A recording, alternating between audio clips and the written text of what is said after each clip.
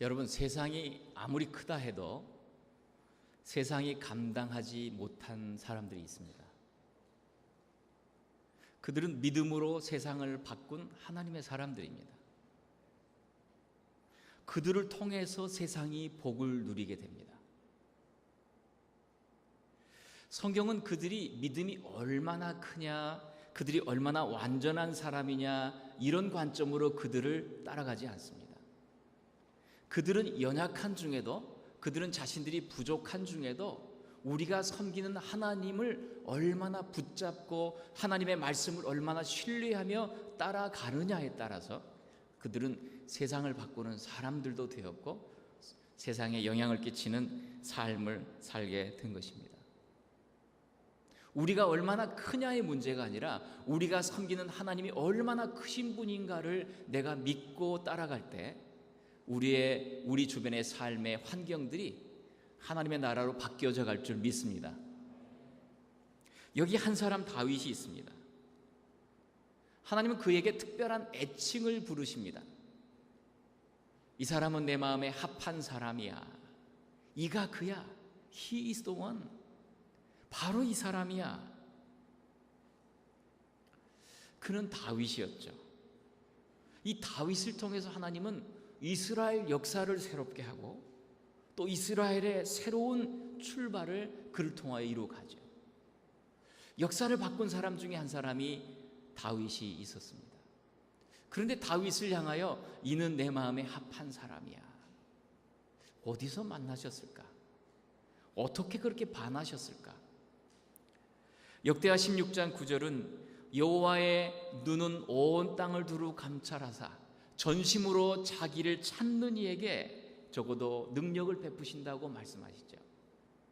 전심으로 자기를 찾는 이에게 온 땅을 두루 감찰하셔서 시편 89편 20절은 이렇게 말합니다. 내가 내 종 다윗을 찾아서, 내 종 다윗을 찾았다. 어디서 찾으셨을까요? 어디서 만나셨을까요? 시편 78편 70절은 정확하게 하나님께서 다윗을 어디서 반하셨는지를 우리에게 보여주는데 이렇게 기록이 되어 있어요.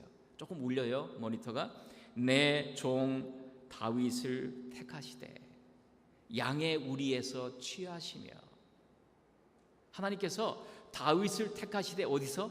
양의 우리에서 취하셨다 그랬어요. 양의 우리. 그런데 71절에 이렇게 말합니다. 젖 양을 돌보는 그를 이끌어내었다. 양의 우리에 있는데 양의 우리에 있는 그가 무슨 일을 하는가 하면 젖양, 즉 새끼 낳은 암양을 돌보는 일에 성실한 다윗을 보시며 반하셨다는 뜻을 거기에 보여주고 있는 것입니다. 양의 우리에 있는 다윗, 젖 양을 돌보고 있는 그를 통하여 하나님은 그를 어디서 보셨는지를 우리에게 알게 하시죠. 그래서 지난주일 설교 말씀처럼 하나님은 역사의 첫 무대에 다윗을 소개하실 때 사무엘의 집에서 소개하지 않으시고 이새의 아비의 집에서 소개하지 않으시고 우리를 향하여 어디로 한 곳으로 가게 하시죠. 그가 양을 지키나이다. 빈들에 있는 양을 우리에게 보여주시기를 원했고 빈들에서 그가 무엇을 하고 있는지를 우리에게 보여주기를 원하셨습니다. 어디서 반하셨는지, 어디서 그렇게 마음에 합하셨는지를 우리에게 보여주셨습니다. 그가 혼자 있는 외로운 빈들에 있을 때 그는 그가 혼자 외롭다고 말하지 않고 나는 고독하다고 말하지 않고 깜깜한 별을 보면서 혼자 있는 그 시간에 저 하늘의 달과 별들을 내가 보니 하나님의 손가락으로 만들어 놓으신 이 우주와 만물을 보니까 하면서 하나님의 하신 일에 대해서 마음 뺏기며 사는 거예요. 이런 사람이었어요. 내 문제가 얼마나 큰지, 나는 얼마나 외로운지, 나는 얼마나 힘들게 살아가는지의 문제가 아니라 야, 하나님의 하신 일이 얼마나 이처럼 아름다운가, 하나님의 아름다움에 마음 뺏겨 사는 사람이었어요. 그가 아비의 양을 지키고 있을 때 인정받지 않는 소외된 자리에서 양을 지킬 때에도 그는 성실함을 다해서 자기의 맡겨진 일을 감당하는 다윗이었어요. 심지어 사자가 오고 곰이 와도 칭찬과 인정과 격려를 받지 못해도 그는 사자와 곰의 발톱 아래 그 아비의 양을 지키기 위해서 그는 기꺼이 달려가는 사람이었습니다. 빈들에 홀로 있는 다윗은 사실은 혼자 있는 다윗이 아니었어요. 빈들에 있는 다윗에게는 살아계신 하나님이 그 자리에 함께 계신 것입니다. 그리고 하나님이 그를 향하여 그의 마음이 어디 있는지를 그를 향하여 시험하고 계셨습니다. 그는 성실의 시험, 순종의 시험, 정직의 시험을 그의 빈들에서의 광야에서의 삶에서 그는 통과하고 있었던 것입니다. 하나님이 그래서 그를 보고 반하신 겁니다.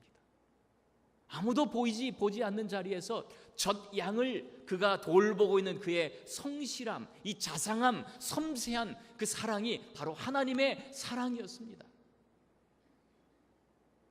다윗을 보면요, 예수님이 보여요. 다윗의 삶을 보면은 예수님의 삶이 나와요. 다윗의 향기가 예수님의 향기로 드러나는 거예요. 내 마음에 합한 사람. 그래서 그를 기름을 부으시고 그리고 그의 삶의 변화를 일으켜 가십니다.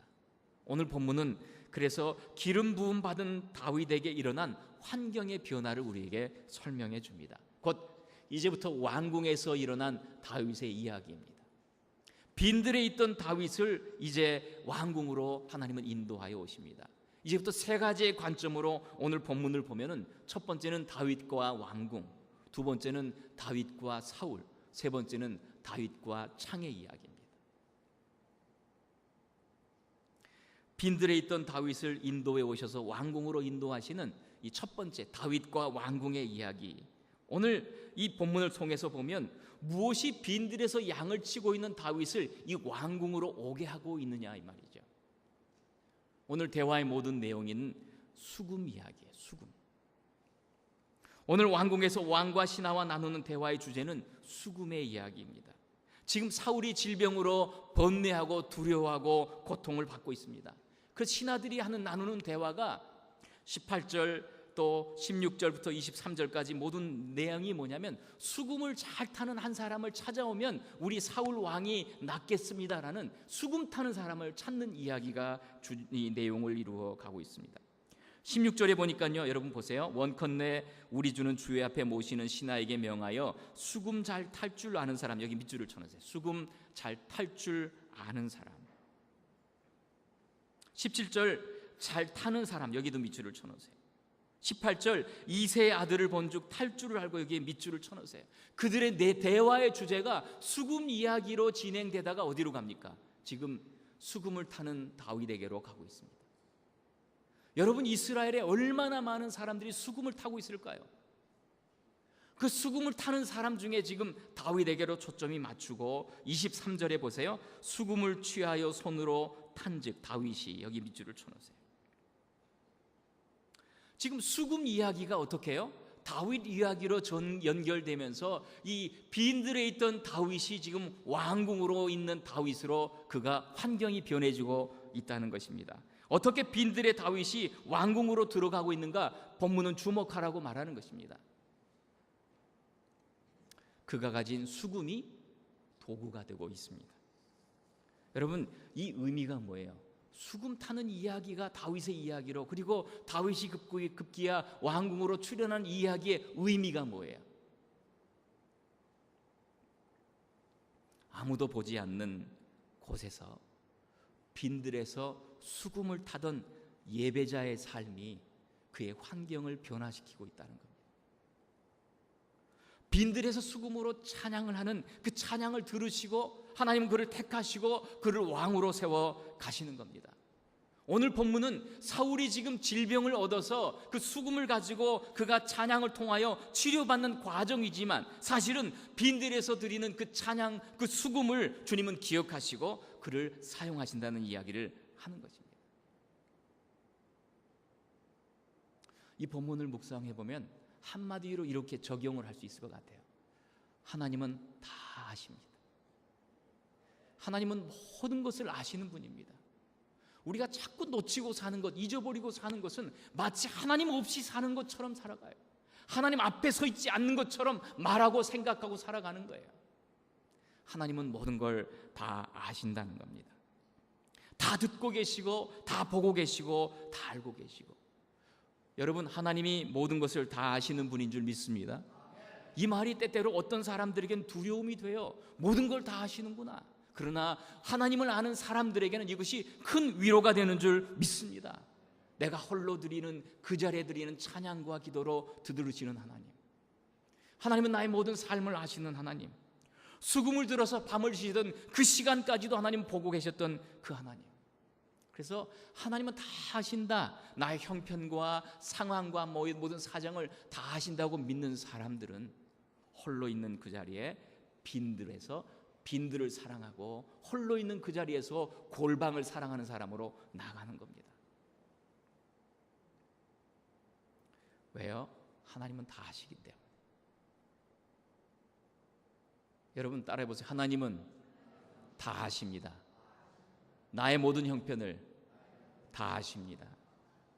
시편 139편은 다윗의 시 이러면서 다윗이 이렇게 고백을 해요. 여호와여, 주께서 나를 감찰하시고 샅샅이 하시고 아셨습니다.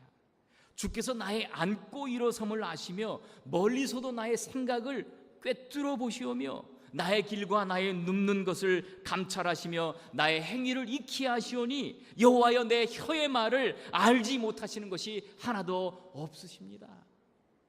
하나님은 모든 것을 다 아신다는 이 다윗의 고백, 이 나의 혀의 모든 말도 아신다는 이 고백 앞에 그는 찬양하는 겁니다. 홀로 있는 자리에서 예배자가 되는 것입니다. 그래서 성경에서 저는 참 좋아하는 말씀 중에 이 마태복음 6장 6절, 너는 기도할 때 내 골방으로 들어가 문을 닫고 은밀한 중에 계신 내 아버지께 기도하라. 은밀한 중에 계신 내 아버지께서 갚으시리라. 이것을 표준 새 성경에서는 이렇게 말합니다. 너는 기도할 때 골방에 들어가 문을 닫고 숨어서 계시는 내 아버지께 기도하여라. 그리하면 숨어서 보시는 너희 아버지께서 너희에게 갚아주실 것이다. 이 숨어서 보신 하나님, 얼마나 아름다운 분, 모든 것을 다 아시는 분. 여러분, 환경을 바꾸려고 애를 쓰지 마세요. 환경을 바꾸시는 분은 하나님이시기 때문에 그렇습니다.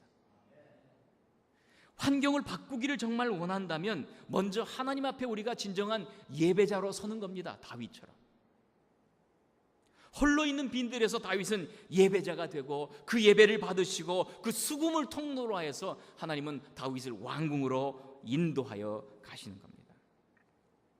이제부터 사울을 섬기는, 그리고 사울과 함께 수금을 들어 찬양하는 왕궁에서 이 찬양이 다윗을 통하여 나옵니다. 그리고 사울의 질병이 그 수금을 트는 이 찬양을 통하여 치유가 되기 시작을 하는 겁니다. 여러분, 다윗의 홀로 드렸던 예배가 사람을 치유하는 통로가 되는 거예요.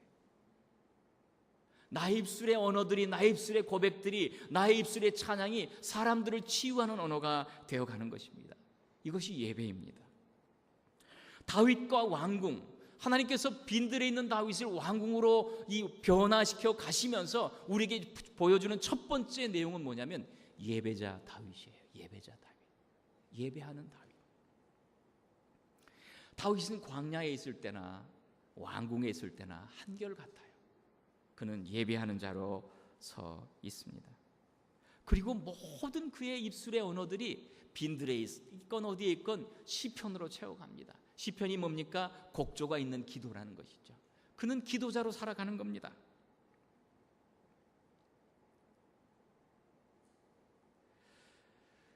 여러분, 다윗과 이 왕궁의 이야기를 들으면 우리는 한 가지 결심하는 것은 나는 예배자로 살아가는 일에 타협함이 없어야 된다는 생각을 해보는 거예요. 나는 예배자로 사는 것에 최우선의 나의 삶을 드린다는 것을 결단해 보는 거예요. 예배자로 살아야지. 예배하는 자로 살아야지. 심지어 혼자 있는 그 시간에, 외로운 그 시간에까지도 나는 예배자로 살아야지. 여러분, 다윗 역사에서 두 개의 가장 큰 주제가 뭐냐면 예배자 다윗과 용사 다윗이에요. 예배하는 다윗과 전쟁하는 다윗이에요. 한 손을 들어 이 수금을 가지고 예배하고요, 한 손에는 이 물매를 가지고 그는 전쟁터로 나갑니다. 예배자 다윗, 용사 다윗이 그리스도인의 정체성이에요. 모여서 예배하고 흩어져서 전장을 통하여 하나님의 나라를 세워가는 하나님의 사람들, 그것이 역사를 바꾸어가는 그리스도인인 줄 믿습니다. 예배하는 다윗, 용사 다윗. 그래서 16장에서 기름 부음 받은 이후에 왕궁으로 인도하여 가실 때 수금으로 인도하여 가고, 17장에서는 그가 다윗과 골리앗의 싸움을 통하여 이 물매를 가지고 그가 왕으로 서가는 거예요.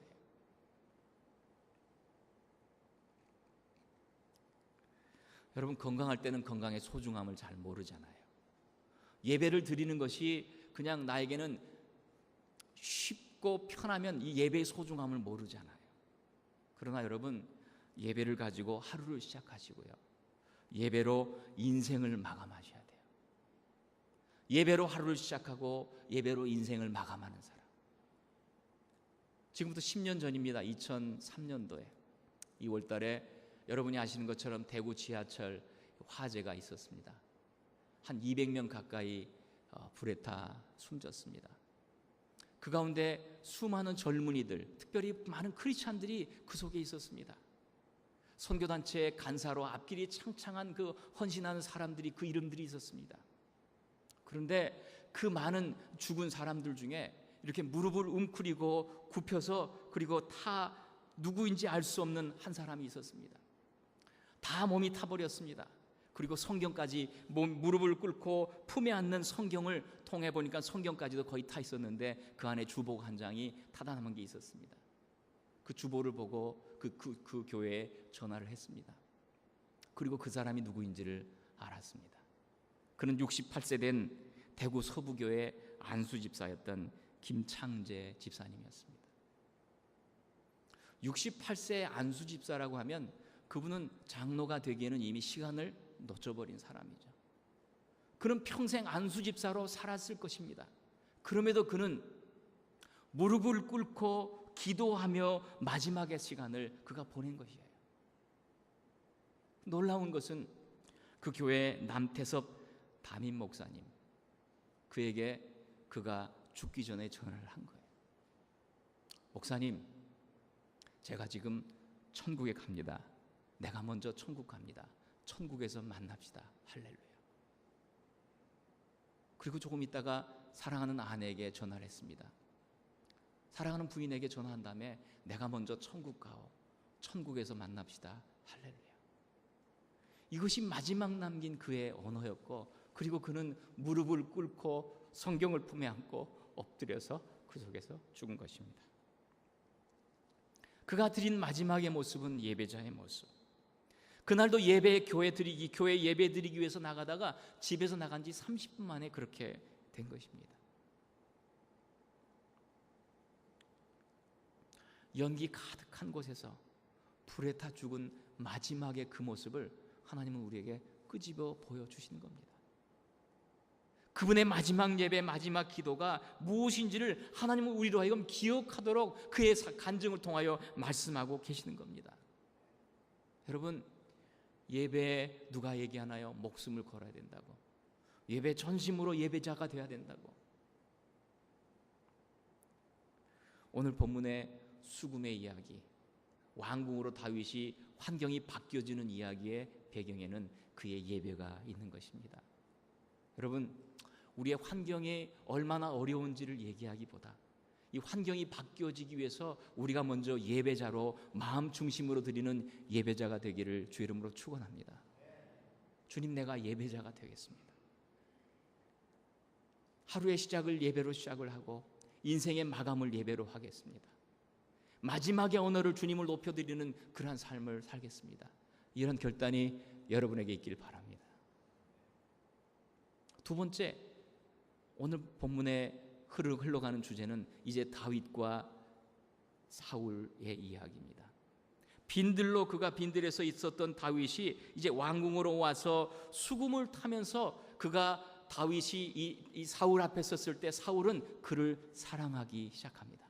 그리고 그에게 한 가지 직분을 맡겨주는 것이 병기든 자입니다. 21절 보니까 다윗이 사울에게 이르러 그 앞에 모셔 서매 사울이 그를 크게 사랑하여 자기의 병기든 자를 삼고, 여기 밑줄을 쳐놓으세요. 자기의 병기든 자.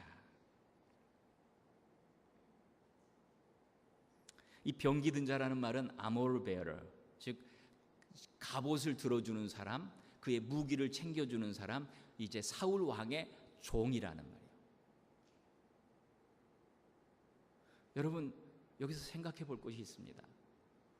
다윗에게 기름 부음을 받고 왕으로 하나님이 세우신 다음에 그를 지금 보내셔서 왕으로 하는 첫 번째 사역이 뭐냐면 종이 되게 하는 거예요. 왕으로 기름 부음을 받게 한 다음에 그를 왕궁으로 보낸 다음에 그에게 첫 번째 맡겨주는 것이 병기 든 사람이었습니다.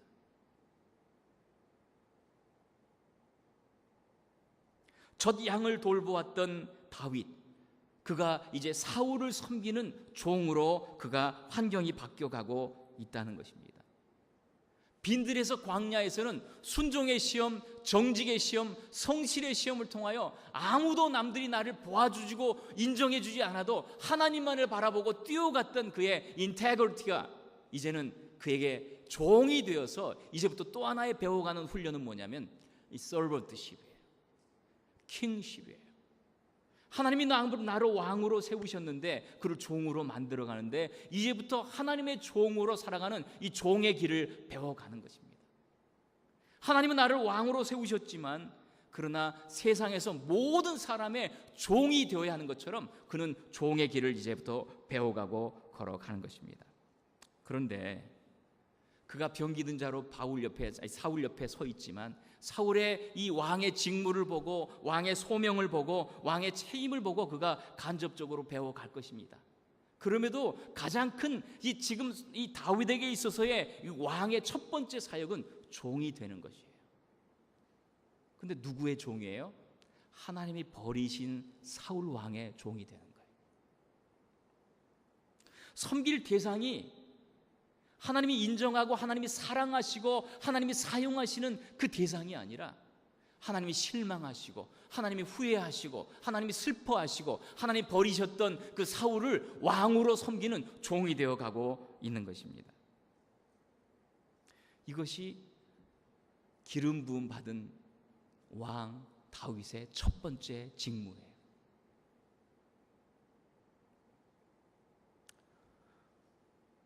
사울을 통하여 흘러나오는 것이 뭐예요? 분노예요. 사울을 통해서 흘러나오는 것이 뭐예요? 불신이에요.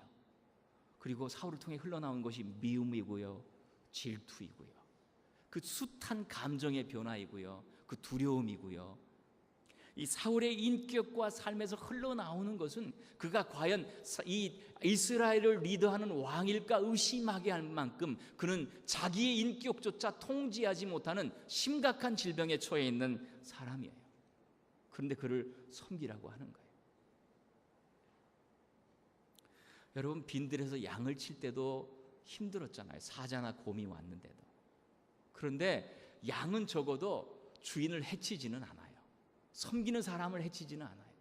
그런데 지금 다윗은 섬기고 있는 이 사울, 그로 인하여 수많은 해침을 당하는 거예요. 쉽지 않는 삶을 종으로 세워놓고 있는 하나님의 뜻이 무엇일까요? 여러분, 왕으로 부르셨으면 왕의 길을 걷게 하게 하시지 않고 왕으로 기름 부음 받은 이후에 종으로 내려가게 하시는 이유가 무엇일까요? 사울이 누구예요? 사무엘 8장부터 9장 10장까지 이르려고 보면 사람들이 열방과 같이 되겠다는 세상 사람들의 기준으로 세웠던 사람이 세운 왕이에요. 그래서 그의 모든 삶의 열매는 세상의 가치로 흘러가요. 그가 어떤 사람인지를 사무엘상 13장과 사무엘상 15장에서 이 사울과 이 블레셋, 사울과 아말렉의 두 전쟁을 통하여 그의 인격의 실체, 신앙의 실체가 드러나요. 그는 삶의 위기가 닥쳤을 때 자기의 마음의 본질이 신앙이 무엇인지를 이렇게 말해요. 부득이하여 번제를 드렸습니다. 왜 나를 못 기다렸습니까? 저쪽은 3만 명이고요, 우린 3천 명인데 3천 명이 막 흩어지기 시작하니까 부대가 탈영병이 생기고 흐트러지기 시작하니까 더 기다릴 수가 없어서 내가 나의 믿음을 지킬 수가 없어서 부득이하여 내가 당신을 대신하여 번제를 드렸습니다. 그는 제사가 형식이 되고 있습니다. 그는 제사가 그에게 있어서 예배가 주술이 되고 있는 거예요. 하나님이 결코 기뻐하지 않는 삶을 번제로 그가 표현하고 있는 그의 삶. 사울과 블레셋과의 싸움, 사울과 아말렉의 싸움에서는 그가 급기야 이제 승리를 합니다. 모든 것을 다 진멸하는 하나님의 말씀 앞에 그는 하나님의 말씀을 무시하고 아각 왕악을 살려옵니다. 그리고 그 뒤에 가장 좋은 양과 소를 데리고 오기 시작합니다. 웃으며 달려오는 이 사울 뒤에 양의 울음소리, 소의 울음소리가 들려옵니다. 사무엘이 묻습니다. 저 소리가 무엇입니까? 내가 저것을 좋은 것을 가지고 옵니다. 내가 좋은 것을 남겨두었습니다. 여러분, 하나님의 전쟁에 대한 이해도 없는 거예요. 구약에서 이 전쟁이란 어떤 포로를 잡고 무슨 노획을 하고 이런 것이 아니라 구약에서의 모든 전쟁은 거룩과의 전쟁이에요. 죄와의 싸움이에요. 한 가지도 거룩함이 없는 것은 다 버려야 되는 싸움이었는데 하나님의 거룩함이 그의 전쟁의 삶에는 없는 것이에요. 그래서 사무엘이 그렇게 말합니다. 순종이 제사보다 낫지 않습니까? 이 거스리는 것, 즉 이 고집 피우는 것이 우상에게 절하는 것과 같지 않음을 왜 모르십니까? 당신의 의지와 뜻을 내려놓고 하나님 말씀에 순종하여 살아가는 것이 예배드린 수양의 기름보다 낫지 않음을 왜 모르십니까? 왕이 여호와의 말씀을 버렸으므로 여호와께서도 왕을 버려 왕이 되지 못하게 하십니다. 적어도 그런 자리에서는 그가 무릎을 꿇고 기도하고 회개를 해야 했는데도 그는 거기서도 핑계를 댑니다. 백성들을 내가 두려워해가지고 사람들의 말을 들었습니다.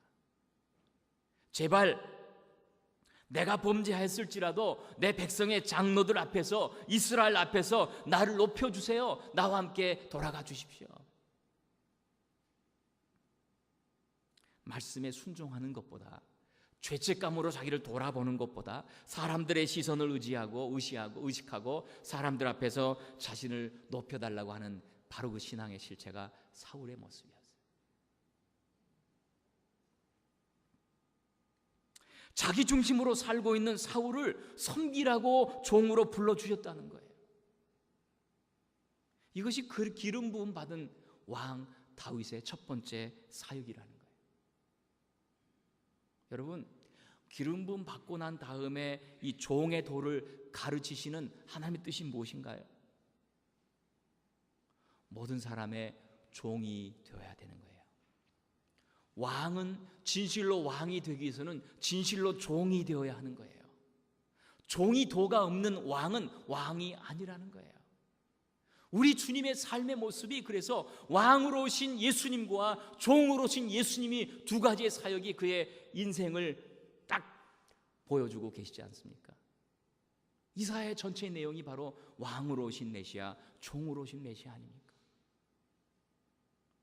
진정으로 섬기지 못하고는 진정으로 왕이 되지 못하는 것입니다. 여러분, 지금 다윗에게 사울의 종이 된다는 것은 단순히 지금 종의 훈련을 받는 그 정도가 아니에요. 왕이 되기 위한 어떤 종의 훈련 이런 게 아닙니다. 그는 그 자리에서 기름 부은 왕이 되어서 통치를 하고 있는데 통치의 모습이 종의 모습이라는 거예요. 종인 동시에 왕이 되고 있다는 것이에요. 하나님 나라에서는 이 섬김과 통치가 하나라는 것입니다. 통치는 섬김의 내용이라면, 일의 내용이라면 이 섬김이라는 것은 그 일을 하는 방식이에요. 그래서 하나님 나라의 일을 하는 사람들은 그가 리더가 되어 섬기지만 진실로 종이 되어 섬겨가는 겁니다. 여러분, 내가 어떤 직분을 받았느냐 그것이 문제가 아니에요.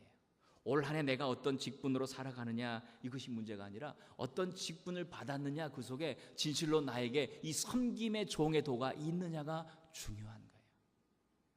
이 서번트십, 이 킹십과 함께 서번트십, 하나님이 나를 택하셨으면, 나에게 책임감을 주셨으면 동일하게 이 섬김을 다해 순종을 다해야 하는 이 삶이 종의 도를 배워가는 다윗의 모습이라는 겁니다. 여러분, 얼마나 쉽지 않았겠어요. 얼마나 변덕이 심해요. 상처 많은 사울, 의심 많은 사울, 변덕이 심한 사울, 어느 날은 사랑한다고 말하고 어느 날 죽일 듯이 덤벼드는 이 사울 앞에 사울을 가까이 하면 가까이 할수록 그가 얼마나 영적으로 병이 들었는지, 얼마나 그가 이기적인 사람인 알게 되는 것입니다. 여러분, 다윗은 빈들에서 양들을 칠 때도 좋은 양들만 있었겠습니까? 병든 양을 돌보고 아픈 양을 치료하고 상한 양을 싸매주고 잃은 양을 찾아다니는 그러한 이 섬김의 성실함을 다하는데, 그는 지금 사울 왕 앞에서 도무지 이해할 수 없는 섬김의 대상이 되지 못하는 그분 앞에서 그는 성실함을 다해 섬겨가는 겁니다.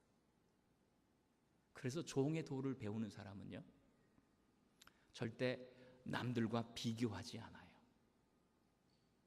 누가 높은지 누가 낮은지, 누가 더 잘났는지 누가 못났는지, 누가 더 이 실수가 많은지 누가 뭐 부족함이 많은지, 이런 비교의 그 말에 언어를 쓰지 않아요.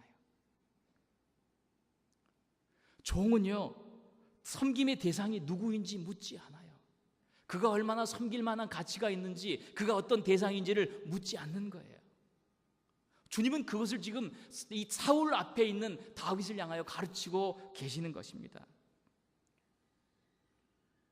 종은 지위가 없어요. 그래서 신발을 벗어요. 그 말은 나의 권리를 포기합니다라는 것입니다. 나는 머슴입니다라는 의미가 되는 것입니다.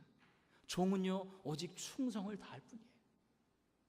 종은 비교하지 않아요. 섬기는 대상이 누구인지 묻지 않아요. 그리고 종은 순종을 다할 뿐이에요. 그리고 지위가 없고요, 권위도 나타내지 않는 거예요. 이게 진정한 머슴의 도를 주님은 다윗에게 가르치시고자 하기 위함입니다. 이 사울과 다윗, 이 두 사람 앞에서 하나님은 사울에게 그 부족한 모습을 다 드러내게 하실 때 다윗을 통하여 사울을 보면서 그는 종이 무엇인지를 깨달아가는 거예요. 여러분, 진정한 섬김이란 내가 섬기는 대상이 누구인지를 묻지 않아요. 그거보다는 하나님이 나에게 이 자리를 서게 하셨는가를 확인하는 거예요. 하나님이 만약에 이 자리에 나를 어떤 직분을 일을 맡기셨으면 그 일을 하나님을 보고 종의 섬김의 도를 다하는 것이 진정한 종의 도인 줄 믿습니다. 다윗과 사울의 내용. 그래서 이 다윗의 위대한 점, 그가 인생을 역사를 바꾸었다는 이 모든 삶을 성경은 딱 한마디로 이렇게 표현해요.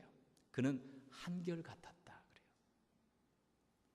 시편 78편 70절 71절까지 제가 읽어보면, 그 종 다윗을 택하시되 양의 우리에서 취하시며 젖 양을 지키는 중에서 저희를 이끄사 그 백성인 이스라엘을 기르게 하셨더니 저가 그 마음에 성실함으로, 이것을 다른 번역은 그 마음에 한결같음으로 기르고.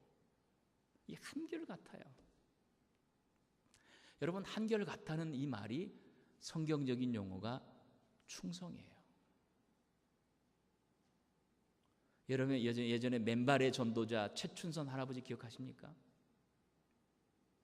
심령이 가난한 자는 복이 있나니, 그런 맨발로 전철역을 다니면서 예수님이 왕이십니다라는 말을 30년 동안 외치다가 돌아가신 분이죠. 김포 그 지역에 본인의 집이 뭐 거의 땅이 그 집 거의 그분 거라 그랬죠. 그분은 굉장히 많은 공부도 하고 아주 탁월한 지성인이었습니다. 다 나눠주고 맨발로 통일이 될 때까지 그는 맨발로 복음을 전하는 사람으로 살다가 죽잖아요. 그의 마지막 언어가 충성은 열매 중에 하나예요. 그리고 전철 속에서 그가 죽습니다. 충성은 열매 중에 하나예요. 여러분, 충성을 배우지 못하면, 한결같음을 배우지 못하면 우리는 이제부터 더욱더 종의 도로 걸어가야 되는 줄 믿는 겁니다. 사람의 일이 아니라 하나님의 일이기 때문에 그렇습니다.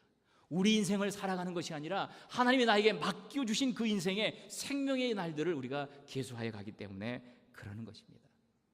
작은 일에 신실한 사람, 작은 일에 충성한 사람, 작은 일에 종의 도를 다하는 사람.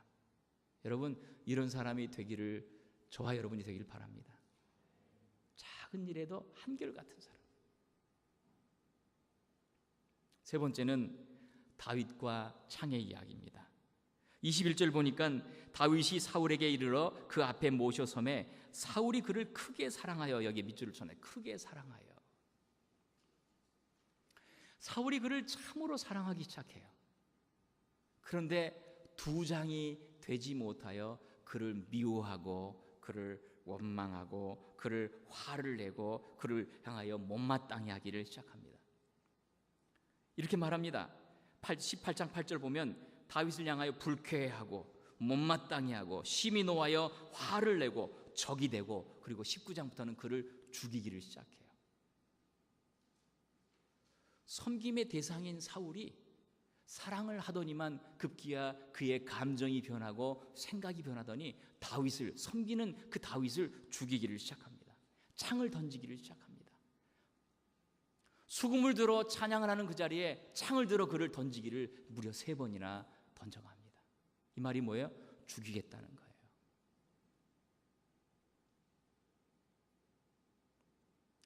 여러분, 예수님께서는 마태복음에서 산상수훈에 형제를 향하여 라가, 어리석은 놈, 저 머리가 빈 놈이라고 말하는 자마다 지옥불에 들어간다고 말씀하세요. 형제를 향하여. 이 말의 의미는요, 지금 사울이 왕이 되어서 창을 던지고 있습니다. 다윗이 실제로는 종의 모습이지만 기름 부은 왕이 되어서 그 앞에 서 있습니다. 두 왕이 서로 서 있습니다. 아니요, 두 사람의 기름 부음 받은 자가 서 있습니다. 기름 부음 한 사람이 창을 던집니다. 그럴 때 다윗은 어때요? 그 창을 들어서 똑같이 던지지 않는다는 겁니다. 이것이 다윗이 받는 고난이에요. 창을 들어 던지는 그 자리 앞에 창을 다시 들어 던지는 그 삶이 아니라는 거예요. 그것을 다윗에게 가르쳐 주시는 겁니다. 왜냐고요?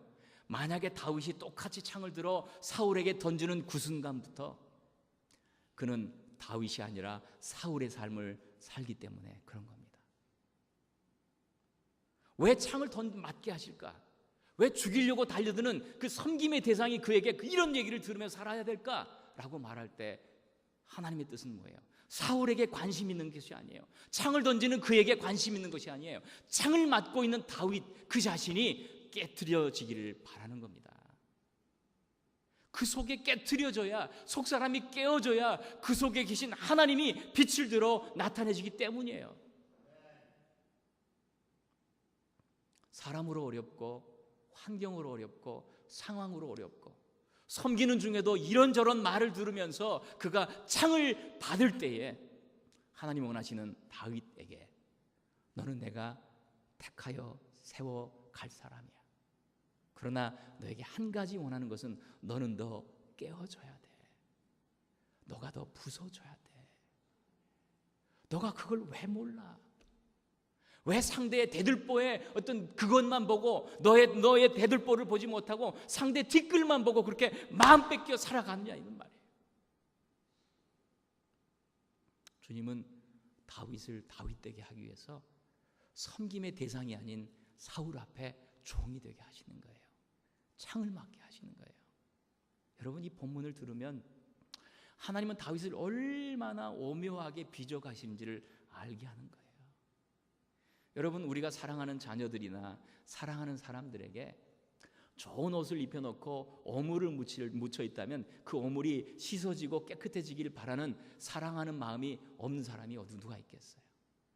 더 깨끗해지기를 바라고 더 아름다워지기를 바라고. 여러분, 할렐루야 교회가 이제 시작이 되면서 뿌리를 내리고 그리고 성장하고 수많은 사람들의 방황하는 영혼들의 안식처가 되기 위해서는 우리는 사울의 종의 도 그리고 사울의 창을 받는 자리에서도 들어서 창을 던지지 않는 그 종의 삶을 살아야 되는 줄 믿습니다. 저기 가면 나는 안심이 돼. 저기 가면 나는 위로를 받아. 저 교회는 내가 가면은 참으로 나는 치료를 받아.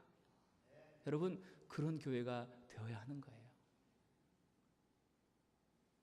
다윗과 창을 던지는, 무수히 던져오는 창 앞에서 그는 창을 들어 던지지 않는다는 겁니다. 하나님의 뜻을 알기 때문입니다. 내가 더 깨어지길 원하는구나. 광야로 그가 도망가서도 광야 속에서 사울을 죽일 기회가 있었어요. 부하들이 그를 죽여야 된다고 말을 해요. 그러나 그는 늘 한결같이 이 한마디를 해요.